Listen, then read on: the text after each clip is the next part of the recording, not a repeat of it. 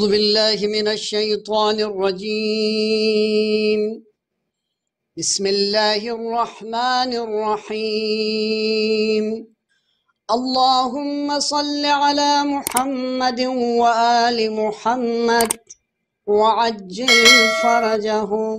الرحيم.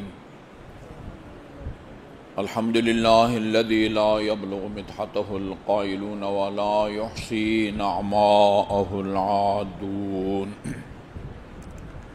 الذي لا يدركه بعد الهمم ولا يناله غوص الفتن، والصلاة والسلام على خير خلقه وأشرف بريته، الذي سمي في السماء بأحمد وفي الأراضين بأبي القاسم محمد.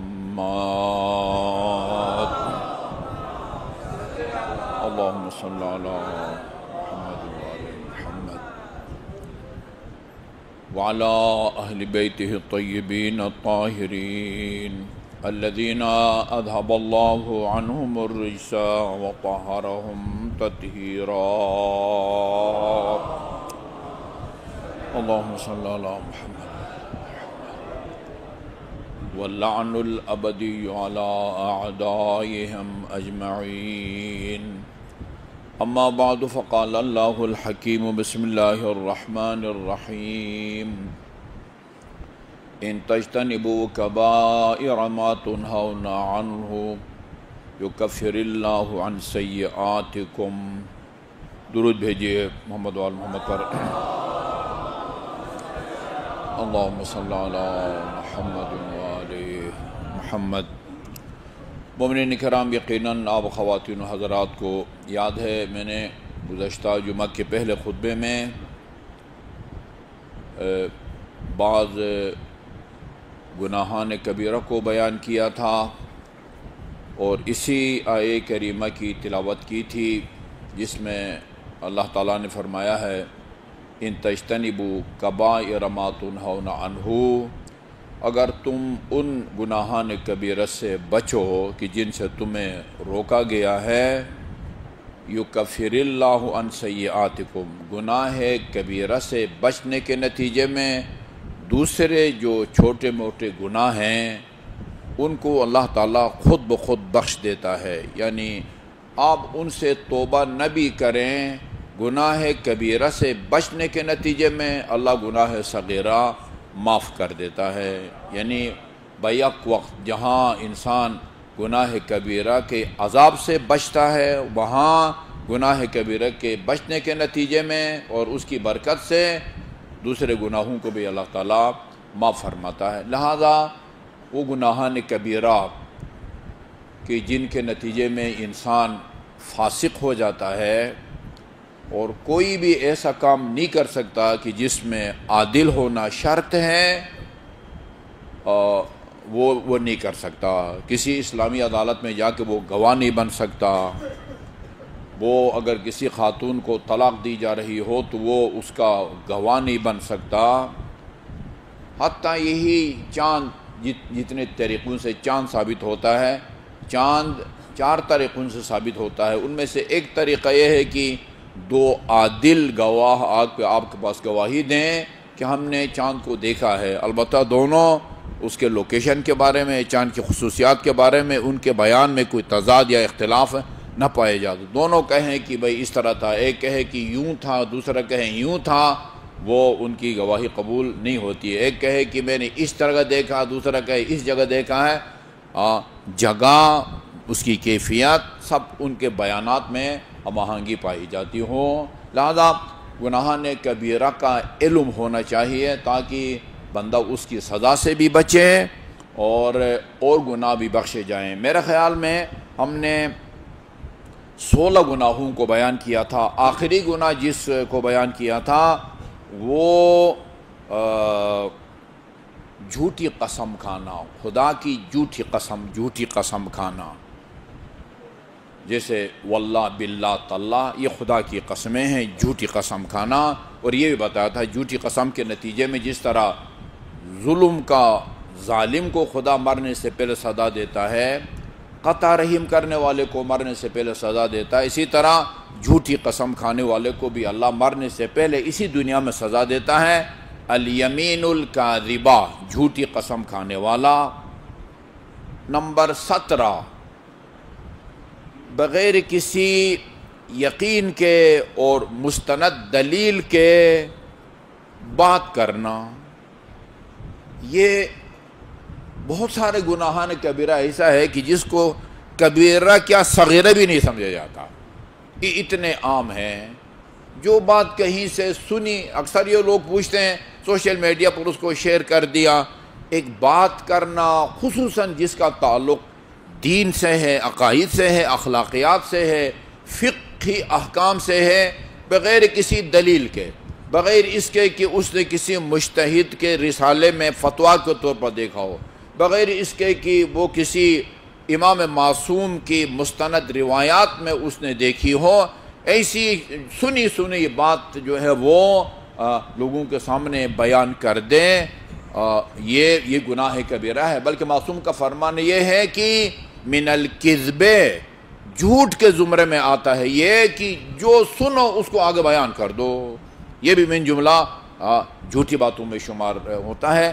یعنی بغیر کسی معتبر مستند دلیل کے اور اس بات پر یقین حاصل ہوئے بغیر افواہیوں کی بنیاد پر جو بات کہیں سنی آگے اس کو چلا دیا، یہ جائز نہیں ہے۔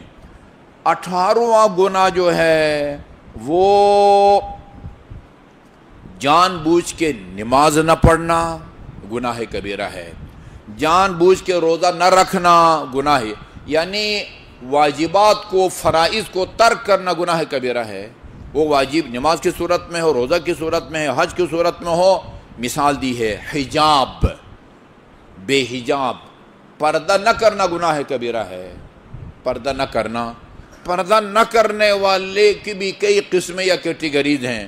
بات پردہ نہ کرنے والے جس کو آپ کہتے ہیں نا نیم اوریان، نیم اوریان، نیم اوریان کا مطلب ہو نیم آدھے کو کہتے ہیں، آدھا بدن جو ہے نا وہ ننگا ہے، یہ بھی بے پردہ ہے۔ اچھا جی، وہ کپڑے وغیرہ پہنے ہوئے ہیں، دوپٹہ نام کی کوئی چیز نہیں ہے، مکمل سر پر رہنا ہے، وہ بھی بے حجاب اور بے پردہ ہے۔ اچھا، یہ بعض خواتین قابل رحم ہے بیچاری، آدھا دوپٹہ سر پر رکھتی ہیں، آدھا سر جو ہے نا وہ سر کے بال باہر ہیں، وہ اس خوش فہمی میں ہے کہ میں نے پردہ کیا ہوا ہے۔ نہیں، وہ جیسے کہتے ہیں نا لکھ بھی چوری اور ککھ بھی چوری، پورا سر ننگا ہو وہ بھی بے حجاب ہے، آدھا سر کے بال باہر ہوں وہ بھی ہے، 1/4 حصہ 10واں حصہ بھی باہر ہے، چند بال بھی باہر ہیں جان بوجھ کے، وہ بے حجاب ہے، یہ گناہ کبیرہ ہے۔ ترک حجاب گناہ کبیرہ ہے۔ لہذا یہاں وہ یہ مسئلہ سب کو معلوم ہے، ہم بار بار بیان کر چکے ہیں کہ جو مال سادات ہوتا ہے خمس میں سے، وہ ان سادات کو دیا جاتا ہے جو غریب ہوں، فقیر ہوں، مسکین ہوں۔ اس کا مطلب یہ نہیں ہوتا کہ وہ مکمل طور پر بے روزگار ہے آمدنی، لیکن اس کے وہ ضروریات زندگی کو اخراجات جتنے ہیں اس کے لیے کافی نہیں ہے۔ بچے ماشاءاللہ رسول خدا کی حدیث پر عمل کر رکھا ہے، تناصروا تناکحوا تکثروا فإنی اباہی بکم الامم یوم القیامۃ ولو بالسقط، نکاح کرو اور اولاد بڑھاؤ، جو بچہ تمہارا ضائع ہو گیا ہے اس کی وجہ سے بھی میں روز قیامت فخر کروں گا۔ یہ ہم جمعہ کے خطبے میں لوگوں کو سناتے ہیں، سمجھ کسی میں کہ نہیں آتا۔ جی ماشاءاللہ کافی اولاد ہے، ٹھیک ہے 18-19 گریڈ کا آفیسر ہے، لیکن بچے اتنے ہیں، سب پڑھ رہے ہیں کہ اس کی آمدنی تنخواہ کم ہے، اخراجات زیادہ ہیں، یہ فقیر ہے، یہ فقیر ہے۔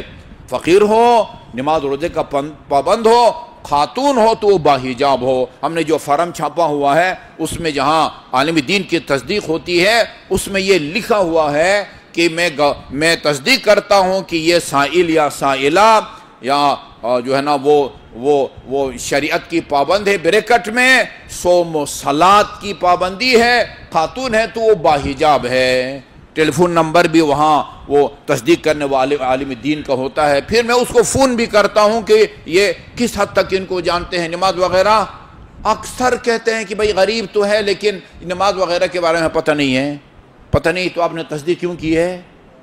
یہ آپ کی ذمہ داری ہے. ہم وہ دینے والا ہمارے حوالے کر کے چلا جاتا ہے، ہلا بلا گردن مولا، آگے ہم مشکل میں پڑ جاتے ہیں کہ بھئی ایسا آدمی کو ملے مال سعادات نے جو سید بھی ہو، فقیر بھی ہو، صوم و صلات کا پابند بھی ہو، اور خاتون ہو تو وہ باحجاب بھی ہو.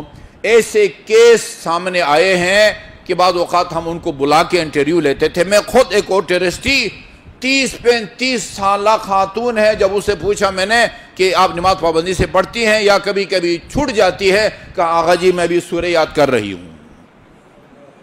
اس کا مطلب یہ ہے کہ ابھی تک نماز سیکھی نہیں ہے. ہاں، اثنا عشری مکتبہ اہل بیت کے پیروکار. اچھا جی، اور وسائر واجبات الہی، ہاں، واجبات کو ترک کرنا.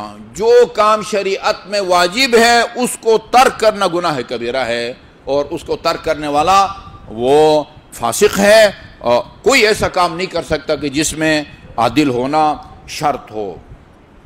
اچھا جی، یہ 19ویں کو بیان کیا، اگرچہ وہ 18ویں کے ذیل میں آ چکا ہے. یعنی کوئی مالی حقوق ہیں، فرائض نہ، یہ زکوٰۃ نہ دینا یہ گناہ کبیرہ ہے، خمس نہ دینا گناہ کبیرہ ہے. اچھا جی، اسی طرح خمس، آپ کو پتہ ہے کہ میرے ذمہ خمس واجب ہو چکا ہے، اس کی ادائیگی میں تاخیر بذات خود جائز نہیں ہے. دوں گا جی 6 مہینے کے بعد دوں گا، یہ تاخیر جائز نہیں ہے. یہ اکثر اوقات میں مومنین کو بتاتا رہتا ہوں، خصوصاً حج ورکشاپ میں. آپ کے ذمہ خمس ہے، آپ نے حساب کتاب کیا ہوا ہے، لیکن چونکہ عرصے سے آپ نے خمس دیا نہیں ہے، آپ کے ذمہ زیادہ خمس بنتا ہے، لاکھوں میں بنتا ہے. اگر یکمش سارا کا سارا دے دیں، آپ کا کاروبار متاثر ہوتا ہے، آپ کی معیشت متاثر ہوتی ہے. اس کا حل ہے، جس مجتہد کی آپ نے تقلید کر رکھی ہے اس کے با اختیار وکیل کے پاس جائیں اور اس کو صورتحال بتائیں. اس سے پہلے میں خم کی طرح متوجہ نہیں تھا، اب متوجہ ہوا ہوں، میں نے حساب کتاب کیا ہے، اتنے لاکھ میرے ذمہ بنتا ہے، ایک ساتھ یکمش دے دوں تو میرا کاروبار متاثر ہوتا ہے. وہ آپ کو 2 آپشن دیتے ہیں یا مہلت دیتے ہیں. اچھا جی 1 سال کے بعد آپ دے دیں سارا کا سارا، یا 2 سال کے بعد دے دیں، 6 مہینے کے بعد دے دیں، یا آپ کو قسطوں میں ادا کرنے کی وہ اجازت دیتے ہیں. آپ خود بتائیں کہ آسانی سے منتھلی ہر مہینے میں کتنا آپ خمس ادا کر سکتے ہیں؟ 10,000 5,000 20,000 اس حساب سے. یعنی اگر اس طرح ان کے ساتھ معاملہ کر کے اجازت لے کے اگر تاخیر ہو خمس کی ادائیگی میں تو پھر کوئی حرج نہیں ہے. وکیل کے پاس بھی نہیں جاتے، خمس آپ پر واجب ہے، ان سے اجازت لیے بغیر اس کی ادائیگی میں تاخیر یہ گناہ ہے، گناہ کبیرہ میں آتا ہے تاخیر. جی ہاں، بغیر کسی شرعی جواز کے اس کی ادائیگی میں تاخیر کرنا، فوری طور پر اس کو ادا کرنا چاہیے. جیسا حج ہے، حج آج پر واجب ہو گیا ہے پہلی فرصت میں. پہلی فرصت کا مطلب یہ نہیں ہے کہ اگر شعبان کا مہینہ ہے تو اسی شعبان کے مہینے میں چل پڑیں حج کے لیے، نہیں. پہلی فرصت کا مطلب یہ ہے کہ حج کے واجب ہونے کے بعد جو پہلا ذی الحج آئے گا اس میں آپ نے جا کے بیت اللہ کا حج کرنا ہے. فوری ہے، بغیر کسی تاخیر کے. عربی میں اس کو تسویف کہتے ہیں، تسویف. جو تسویف کرے، اچھا جی اس سال نہیں جا سکے، آئندہ سال جائیں گے، 2 سال کے بعد جائیں گے، ابھی الحمدللہ جوان ہیں، کوئی پتہ نہیں ہے. 100 کے بوڑھے ابھی تک زندہ ہیں، 20-25 سال کا جوان پتہ ہی نہیں چلا، کل ٹھیک ٹھاک تھے اور آج اللہ کے پیارے ہو جاتے ہیں. لہذا اس میں ہے کہ تسویف کرنے والا جو ہے نا وہ خدا، وہ اسے کہا جاتا ہے کہ بھئی مت ان شئت یہودیا او نصرانیا، تو مسلمان کی موت تو نہیں مر سکتا ہے، یہودی کی موت مر یا عیسائی کی موت مر، جو بغیر کسی شرعی جواز کے حج کی ادائیگی میں تاخیر کرتا ہے. اچھا جی، اسی طرح قرض کی ادائیگی میں تاخیر. ایک تو یہ خدا کے مقروض ہے نا، خمس زکوٰۃ وغیرہ. کسی سے قرض لیا ہوا ہے آپ نے، قرض ادا کرنے کی پوزیشن میں ہے، لیکن پیسہ ہے نا، پیسہ سے محبت ہوتی ہے. ایک دن مجھے یاد ہے باہر میں نے کہا تھا، یہ مثال دی تھی کہ وہ ایک بندہ کہتا تھا کچھ لوگ پیسے سے محبت کرتے ہیں، کتابیں خرید، شادی کریں، وہ کیا کہتے ہیں، وہ مکان بنائیں. مجھے پیسہ سے من حیث ہوا محبت ہے. پیسے اس لیے مجھے اچھا لگتا ہے کہ وہ پیسہ ہے، قطع نظر اس کے کہ مکان بناؤں، شادی کروں، ہاں، یا مثلا گاڑی خریدوں، نہیں، یہ جو ہے نا قرض ہے، پیسہ ہے، اس بیچارے نے آپ پر احسان کیا ہے جس نے آپ کو قرض دیا ہے، اور ادائیگی میں آپ تاخیر کرتے ہیں۔ حدیث ہے پیغمبر اکرم کی، ہم فقہ کی بڑی کتابوں میں یہ روایت پڑھتے ہیں، مطل الغنی ظلم، میم توئن لام مطل، مطل ٹال مٹول کرنا۔ امام حسن مجتبی علیہ السلام کا فرمان ہے، اللہم صلی اللہ محمد و آل محمد، بہترین نیکی وہ ہے کہ جس کو کرنے سے پہلے ٹال مٹول نہ کریں اور نیکی کرنے کے بعد احسان نہ جتلائیں، اس کی قیمت بنتی ہے، ٹھیک ہے نا؟ بہانے نہ چکر نہ لگوائیں اس بیچارے کو، جو دینا ہے فوری دے دیں، اور دینے کے بعد احسان بھی نہ جتائیں کہ میں تمہاری مدد نہ کرتا تو نہ معلوم تیرا کیا حشر ہوتا۔ نہیں، یہ قرآن کی آیت ہے، لا تبطلوا اعمالکم بالمن والاذی، نیکی کر کے وہ اس پر احسان جتلا کے یا اس کو اذیت دے کے اس کو جو ہے نا وہ باطل مت کرو۔ تو قرض کی ادائیگی میں تاخیر کرنا، جی ہاں، اور خصوصاً اس صورت میں کہ جب وہ مطالبہ بھی کرتا ہے، بھئی وہ ڈیٹ آ گئی ہے جس میں ادائیگی کی آپ نے وعدہ کیا تھا اور آپ اس پوزیشن میں بھی ہیں تو آپ ادا کریں۔ البتہ یہ قرآن کی آیت ہے، فَإِن كَانَ ذُو عُسْرَةٍ فَنَظِرَةٌ إِلَىٰ مَيْسَرَةٍ، آپ کا مقروض اگر تنگ دست ہے، ابھی وہ قرض کی ادائیگی کی پوزیشن میں نہیں ہے، اس کے لیے حکم یہ نہیں کہ گھر بیچے خود فٹ پاتھ پر سوئے اور آپ کا قرض ادا کرے، نہیں، اس کو اس وقت مہلت دی جاتی ہے جب تک وہ آسودہ حال اور قرض کی ادائیگی کے قابل نہ بن سکے۔ لیکن اگر قرض کی ادائیگی کی پوزیشن میں ہے اور وہ جو قرض خواہ ہے جس نے آپ کو قرض دیا ہے وہ آپ سے مانگتا بھی ہے تو پھر ٹال مٹول کرنا یہ بھی گناہان کبیرہ کے زمرے میں آتا ہے۔ اچھا، 21واں جو گناہ کبیرہ ہے وہ اطاعات میں، عبادات میں ریاکاری۔ یہ صرف گناہ کبیرہ ہی نہیں ہے، اس کو شرک خفی کہا گیا ہے۔ شرک، ایک تم کھلا آدمی خدا کو مانتا ہے، ساتھ ساتھ بت کو بھی پوچھتا ہے، کہتے ہیں کہ یہ جو ہے نا وہ خدا کے قریب کرنے کا ذریعہ ہے۔ ایک تو وہ بت پرست ہے نا، وہ گائے کو پرستا ہے، پتہ نہیں وہ لکڑی یا کسی اور دھات کے بت کا یا سورج کو یا گائے کو، ایک نہیں۔ نماز میں اگر خدا نخواستہ سورہ الحمد میں ریاکاری کرے، رکوع میں ریاکاری کرے، وہ شرک خفی کے زمرے میں آتا ہے اور عبادت باطل ہو جاتی ہے، نماز باطل ہو جاتی ہے۔ ریاکاری بھی من جملہ گناہان ہے، خدا کی اطاعت اور عبادت میں ریاکاری کرنا، یہ بھی شرک خفی کے زمرے میں آتا ہے اور گناہان کبیرہ میں سے ہے۔ 22واں گناہ کبیرہ حقوق والدین، آق والدین ہونا، ایسا کام کرنا کہ جس کے نتیجے میں بندہ آق ہو جائے۔ آق صرف اس صورت میں نہیں ہوتا بندہ جب ماں یا باپ کہیں جا میں نے تمہیں آق کر دیا، یا اخبارات میں چھپوا دیں، پڑھا ہے آپ نے آق نامہ میں فلان بن فلان شناختی کارڈ نمبر اتنا، اپنا بیٹا فلان اس کو آق کرتا ہوں، آج کے بعد میں اس کے کسی قول و فعل کا ذمہ دار نہیں ہوں گا۔ ضروری نہیں ہے۔ اصول کافی میں امام جعفر صادق علیہ السلام کی روایت ہے، اللہم صلی علی محمد و آل محمد۔ یہ روایت انتہائی حساس ہے، خصوصاً ان مومنین کے لیے جن کے والدین زندہ ہیں، اللہ تعالیٰ ان کو مزید طول عمر دے۔ من العقوق، یاد رکھیں، یعنی رونگٹے کھڑے کر دینے والی روایت ہے۔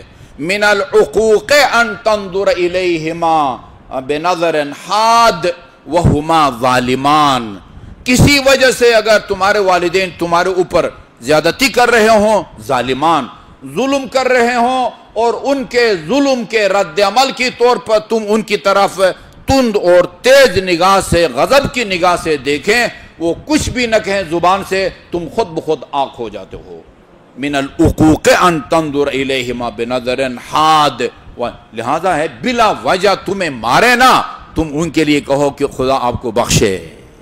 یہ بہت بڑا جو ہے نا وہ ایک یہ خطرناک جو ہے نا یہ حق ہے والدین کا آق والدین ہونا، ان کو اذیت کر دینا یا ان کے ساتھ اچھا برا سلوک کر دینا، یا قرآن میں ان کے ساتھ جس احسان کو کرنے کا حکم دیا گیا ہے اس میں کوتاہی کرے۔ وَقَضَىٰ رَبُّكَ أَلَّا تَعْبُدُوا إِلَّا إِيَّاهُ وَبِالْوَالِدَيْنِ إِحْسَانًا۔ یہ عجیب ہے، اللہ کا حکم ہے کہ وہ اس کے علاوہ کسی اور کی عبادت نہ کی جائے، والدین کے ساتھ احسان کرو۔ امام زین العابدین علیہ السلام نے فرمایا ہے، اللہم صلی اللہ محمد و آل محمد، اس آیے کریمہ میں والدین کے ساتھ جس احسان کو فرض قرار دیا گیا ہے وہ احسان نہیں ہے جو احسان کا لفظ سن کے یا پڑھ کے اس کا ایک مطلب، ایک آدمی آپ کو قرض دے دے، یہ آپ پر اس نے احسان کیا ہے۔ کسی تھانے میں، ہسپتال میں یا عدالت میں آپ کا کام کرے، وہ اس نے آپ پر احسان کیا ہے۔ یہاں فرماتے ہیں احسان کا مطلب یہ ہوتا ہے والدین سے کہ والدین کی ضروریات زندگی پر نظر رکھو اور ان کو اتنی بھی تکلیف نہ دو کہ وہ تم سے اپنی ضرورت کی چیز مانگیں۔ ان کی ضروریات زندگی کا خیال رکھو، موسم کے مطابق لباس، سن و سال اور ان کی صحت کے مطابق خوراک کا خود خیال رکھو۔ ان کو کہنا نہ پڑے بیٹے اب تو گرمیاں شروع ہو گئی ہیں، مجھے کوئی پتہ نہیں وہ ٹھنڈے جو ہے نا وہ سوٹ لا کے دو، گرمیاں شروع ہو گئی ہیں کوئی گرم لباس کے دے دو، وہ دانت صحیح کام نہیں کرتے لہذا مجھے کیلا لا کے دو، نہیں، ان کو کہنا نہ پڑے، خود ان کی ضروریات زندگی کو پورا کرو۔ اس کو احسان کہتے ہیں۔ اس احسان کو ترک کرنا بھی گناہ کبیرہ کے زمرے میں آتا ہے۔ اللہ تعالیٰ جن کے والدین مرحوم ہیں ان کی مغفرت فرمائے، اور جو زندہ ہیں ان کو زندہ والدین کے جو حقوق ہیں ان کو احسن طریقے سے ادا کرنے کی توفیق عطا فرمائے۔ چونکہ حکم یہ ہے، دونوں بڑی سرزنش کے انداز میں، سخت الفاظ میں صادق آل محمد نے فرمایا ہے، مَا لَكُمْ لَا تَبِرُّونَ وَالِدَيْكُمْ حَيَّيْنَ أَوْ مَيِّتَيْنَ۔ یہ سرزنش کا انداز ہو گیا، تمہیں کیا ہو گیا ہے، تم اپنے زندہ اور مرحوم والدین کے ساتھ نیکی کیوں نہیں کرتے؟ جب پوچھا گیا کہ مردہ والدین سے کیسے نیکی کریں، کہا ان کی طرف سے نماز پڑھو، ان کی طرف سے روزہ کرو، ان کی طرف سے حج کرو، ان کی طرف سے عمرہ کرو۔ زندہ والدین کے حقوق انسان کے ذمہ واجب الادا اور ہیں، مرحوم والدین کے حقوق اور ہیں۔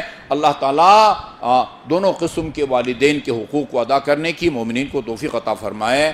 اعوذ باللہ من الشیطان الرجیم، بسم اللہ الرحمن الرحیم۔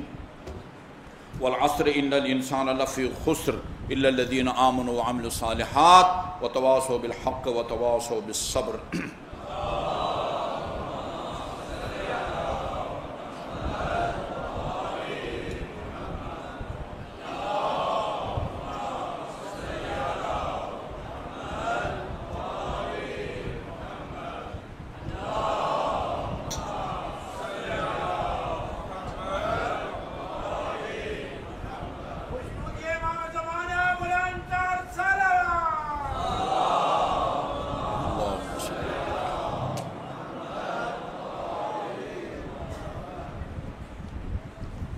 اعوذ باللہ من الشیطان اللعین الرجیم، بسم اللہ الرحمن الرحیم۔ الحمدللہ رب العالمین، والصلاة والسلام علی خیر خلقہ محمد وآلہ الطیبین الطاہرین، ولا سیما علی ابن امہ امیر المؤمنین علی بن ابی طالب علیہ الصلاة والسلام، وعلی ابنتہ الصدیقۃ الطاہرہ فاطمۃ الزہراء سیدت نساء العالمین، وعلی سبتیہ الحسن والحسین سید شباب اہل الجنہ، وعلی علی بن الحسین زین العابدین، ومحمد بن علی الباقر، وجعفر بن محمد الصادق، وموسیٰ بن جعفر الکاظم، وعلی بن موسیٰ الرضا، ومحمد بن علی التقی، ومحمد بن علی النقی، والحسن بن علی العسکری، والخلف الحجہ المہدی المنتظر۔ اللہم عجل فرجہ وسہل مخرجہ لیملأ الارض قسطا وعدلا کما ملئت ظلما وجورا واللعن الابدی علی اعدائهم اجمعین۔ اما بعد فقال اللہ الحکیم، بسم اللہ الرحمن الرحیم۔ واللہ اعلم حیث یجعل رسالتہ۔ مومنین کرام، جیسے آپ سب حضرات متوجہ ہیں، امام رضا علیہ السلام کی ولادت کی تاریخ ہے، اور اس مناسبت سے اسی مرکز میں آپ خواتین و حضرات کے تعاون سے کل محفل میلاد کا بھی اہتمام ہوا۔ اللہ تعالیٰ پڑھنے والے، سننے والے اور تمام بانیان کو اجر عطا فرمائے اور ان کی عبادات کو قبول فرمائے۔ ہمارے پاس وقت کے دامن میں اتنی گنجائش نہیں ہوتی کہ کسی امام کے حالات زندگی کا جو ہے نا وہ ایک قطرہ بھی ہم بیان کر سکیں، لیکن بطور تبرک کچھ نہ کچھ بیان کرنے کی کوشش کرتے ہیں۔ یہ ایک روایت ہے، اس کا مضمون یہ ہے کہ جب امام علیہ السلام کو ولی عہد بنایا گیا تو اس کے بعد ایک بارشوں کا سلسلہ رک گیا، قحط سالی جسے کہتے ہیں۔ مخالفین کو موقع اور بہانہ ملا اور مامون سے کہا کہ دیکھیں آپ نے ان کو ولی عہد بنایا، یعنی جس کو کہتے ہیں نا بدشگونی۔ بدشگونی کی اسلام میں نیک شگونی کو تفاعل کہتے ہیں، یہ پسندیدہ ہے، کرنا چاہیے تفاعل۔ بدشگونی اسلام میں اس کی کوئی حیثیت نہیں ہے۔ وہ اچھا جی، اگر آپ کسی سفر پہ جا رہے ہیں اور آپ جیسے گھر سے نکلتے ہیں سامنے سے کوئی بلی گزر جائے تو یہ سفر آپ کا اچھا کامیاب نہیں ہوتا۔ یہ سب فضول باتیں ہیں۔ میں کہا کرتا ہوں کہ آپ گھر سے صدقہ دے کے نکلیں، سامنے سے جلوس بھی گزرے نا بلیوں کا، کچھ بھی نہیں ہوتا۔ الصدقہ، ہر قسم کے بلا کو ٹالنے کے لیے صدقہ وہ کافی ہوتا ہے۔ بدشگونی کی اسلام میں سورہ یاسین میں سختی سے نہ کہا گیا ہے انما ہوا طائرکم، یہ بدشگونی تمہارے لیے ہے۔ نیک شگونی کی حیثیت ہے، بدشگونی کی کوئی حیثیت نہیں ہے۔ لیکن انہوں نے بدشگونی کی کہا کہ یہ قحط سالی، خشک سالی یا بارش کا رکنا، یہ امام رضا علیہ السلام کو ولی عہد بنانے کا جو ہے وہ نتیجہ ہے۔ جی آپ لہذا مامون نے پھر ظاہر مامون نہیں بنایا تھا، وہ اپنی صفائی کے لیے جو اپنی دفاع کے لیے امام سے کہا کہ قد احتسب المطر فلو دعوت اللہ عز وجل ام ينتر الناس، فرزند پیغمبر یہ بارشوں کا سلسلہ رک گیا ہے۔ ظاہر یہ نہیں کہا لوگوں کا یہ خیال ہے، بدشگونی ہے، ایسے ہی کہا کہ قحط سالی ہے، لوگ پریشان ہیں، آپ اگر دعا کریں اللہ جو ہے نا وہ اپنی باران رحمت برسائے۔ فقال الرضا، نعم ضرور ایسا کرتے ہیں۔ قال فما تفعل ذلك وكان ذلك يوم الجمعہ، کہا فرزند پیغمبر کب آپ دعا کریں گے بارش کی، اور یہ جمعہ کا دن تھا۔ آج جیسے دن کہا کہ یہ جمعہ کا دن ہے، جمعہ کے دن کہا کب دعا کریں گے، امام نے فرمایا قال یوم الاثنین۔ یہ 2 جلدیں ہیں، اس کا نام ہے عیون اخبار الرضا، نام بھی ہے اس کا، یعنی امام رضا کی روایات کے چشمے، 2 جلدوں میں ہیں۔ مجھے پتہ چلا کہ اس کا ترجمہ بھی ہو چکا ہے، اب ادھر ہے نہیں ہے، ترجمہ کتنے جلدوں میں ہے یہ بھی نہیں پتہ، لیکن ترجمہ ہو چکا ہے امام رضا کی۔ اس میں فلما کان یوم اثنین، جی ہاں قال یوم اثنین، یہ انشاءاللہ پیر کے دن میں باران رحمت کی دعا کروں گا۔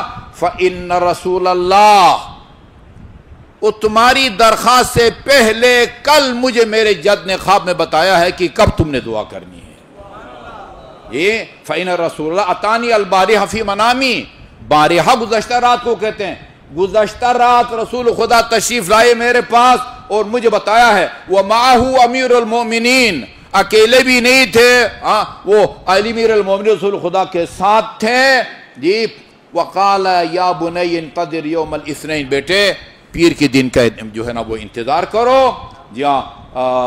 فبرد الی الصحراء، وہ پیر کے دن صحرا میں جانا مستحب ہے، صحرا میں جا کے دعا کی جائے نا۔ واستسقے، اور پھر نماز استسقاء کہتے ہیں نا، اور اللہ تعالیٰ سے جو ہے نا بارش کی، وہ بارش کی دعا کے کئی طریقے ہوتے ہیں، یا ایسے ہی بیٹھے بیٹھے ہم یہاں بیٹھ کے کہتے ہیں باران رحمت بارش فرما، یا پھر صحرا میں جا کے نماز استسقاء پڑھی جاتی ہے۔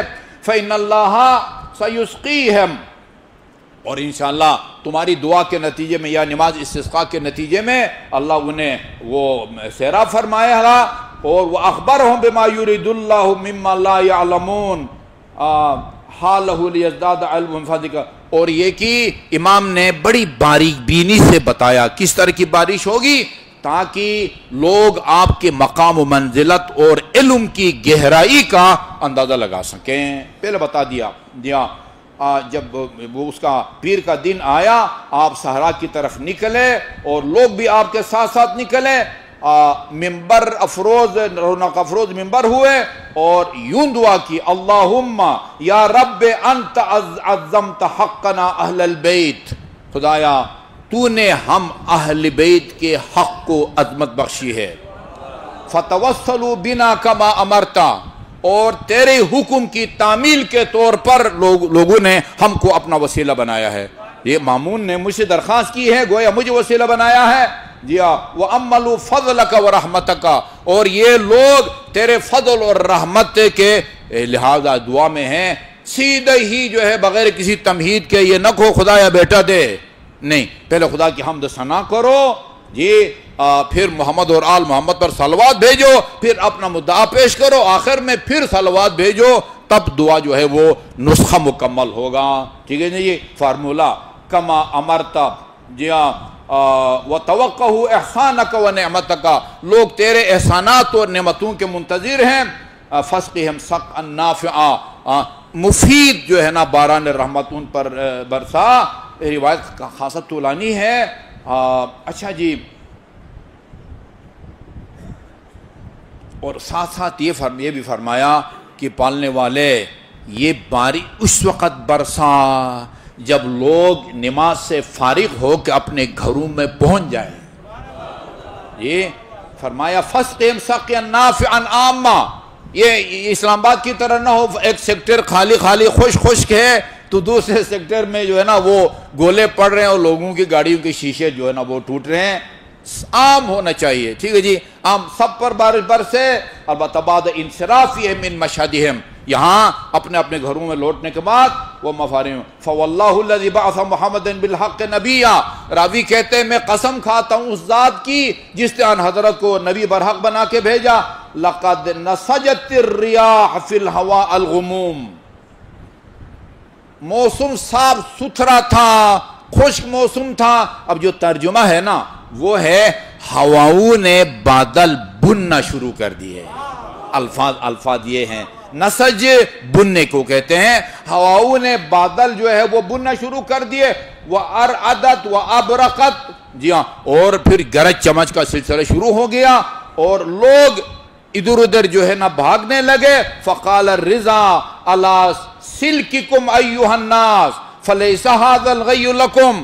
تسلی رکھو یہ تم پر برسانے کے لیے بادل نہیں بنے، یہ کہیں اور جا رہے ہیں، یہ اٹک جا رہے ہیں، یا مثلا جو ہے نا وہ فتح جنگ جا رہے ہیں. تم جو ہے نا وہ بے فکر رہو. انما هو لأہل بلد کذا. یہ فلان شہر پر برسنے جا رہے ہیں. اچھا جی، وہ گزر گیا. وَعَبَرَتْ، لوگوں کو کراس کیا. پھر جاء صحابۃ اخرى. روایت طولانی ہے. 10 بادل اس طرح گزرے. 10 کے آنے پر امام نے فرمایا کہ تسلی رکھو علی رسلکم، یہ بادل فلان شہر پر برسنے کے لیے آیا ہے، یہ فلان 12 کے 12. اس کے بعد ثم اقبلت صحابۃ 11، 11واں بادل جب آیا فقال ایھا الناس ھذہ بعثہ اللہ تعالی لکم. یہ وہ بادل ہے جس کو اللہ تعالیٰ نے تمہارے لیے بھیجا ہے. فاشکر اللہ تعالی علی تفضلہ علیکم. وہ اس کے فضل کرم کا شکر ادا کرو. قوموا الی منازلکم ومقارکم. اب اٹھو اور اپنے جو ہے نا سیکٹروں میں گاڑیاں ہیں، پیدل ہیں، گھر پہنچو. فإنہا مسامتکم لکم ولرؤوسکم ممسکۃ علیکم. یہ بادل تمہارے سروں کے اوپر کھڑے رہیں گے اور اس وقت تک ایک قطرہ بھی تمہارے اوپر نہیں گرے گا جب تک تم اپنے گھروں تک خیریت سے نہ پہنچو. جی ثم یاتیکم. اس کے بعد پھر اللہ تعالیٰ کی طرف خیر کا سلسلہ شروع ہوگا جو اس کے کرم کے شایان نشان ہو. نزل من المنبر. آپ جیسے ممبر سے اترے لوگ بھی اپنے گھروں کی طرف لوٹے. اس وقت تک کہ بارش سے کوئی قطرہ بادلوں سے نہیں گرا جب تک لوگ وہ نہ ہوئے۔ پھر اس کے بعد جب لوگ اپنے گھروں کو پہنچے، ثم جاءت بوابل المطر، پھر جیسے ہی لوگ اپنے گھروں کو پہنچے موسلادھار بارش کا سلسلہ شروع ہو گیا۔ فملأت الاودیہ، وادیاں بھر گئیں، آج کی زبان میں کہیں ڈیم بھر گئے، سب بھر گئے۔ ایھا الناس اتقوا فی نعم اللہ علیکم۔ ٹائم بالکل ختم ہو گیا ہے۔ اب دیکھیں نا امام کا وہ ہے، یہ بتا رہے ہیں کہ یہ میرا کوئی کمال نہیں ہے، خوف خدا کرو اور اللہ تعالیٰ کی نعمتوں کے بارے میں ہمیشہ خوف خدا رکھو۔ فلا تنفروها عنکم بمعاصی ہے، جو نعمتیں، جن نعمتوں نے تمہاری طرف رخ کیا ہے یا جن نعمتوں کا اگلا سرا تم تک پہنچا ہے، معصیت کے ذریعے آنے والے رحمت کو مت روکو۔ لا تنفروها عنکم بمعاصیکم بل استدیموها بطاعتہ، بلکہ اللہ کی اطاعت کر کے ان آنے والی نعمتوں کو باقی رہنے دو، ان کو زائل نہ ہونے دو۔ آیادی وَعْلَمْ أَنَّكُمْ لَا تَشْكُرُونَ اللَّهَ عَزَّ وَجَلَّ بِشَيْئًا بَعْدَ الْإِيمَانِ بِاللَّهِ وَبَعْدَ الْاعْتِرَافِ بِحُقُوقِ أَوْلِيَائِهِ مِنَ الْفَقْرِ أَحَبُّ إِلَيْكُم مِّن مُعَامَلَتِكُمْ۔ اس کے بعد فرمایا اللہ کا حق اور ہم اہل بیت کے حق کو سمجھنے کے بعد سب سے اہم فریضہ یہ ہے کہ تم اپنے برادران مومن کے ساتھ تعاون کرو اور ان کی مدد کرو۔ روایت خاصہ طولانی ہے، امام کی روح پرفتوح سے ہم معذرت خواہ ہیں کہ ہم یہ پوری روایت بیان نہ کر سکیں۔ وہ شیڈول کے مطابق اگر فلائٹ ہو جاتی تو آج کا جمعہ مولانا فدا مطہری صاحب نے پڑھانا تھا۔ میں ان سے درخواست کروں گا کہ جہاں تک میں نے اس کو چھوڑا ہے، جو باقی روایت ہے یا باقی گناہان کبیرہ، وہ انشاءاللہ اگلے جمعہ میں آپ کے لیے بیان کریں گے۔ گناہ کبیرہ کا تتمہ بھی، اور یہ روایت، یہ کتاب ان کو میں دوں گا کہ باقی روایت کے حصہ انشاءاللہ وہ آپ کو سنائیں گے۔ اعوذ باللہ من الشیطان الرجیم، بسم اللہ الرحمن الرحیم، قل هو اللہ احد۔ اعوذ باللہ من الشیطان الرجیم، بسم اللہ الرحمن الرحیم، اللہم صل علی محمد وآل محمد وعجل فرجہم۔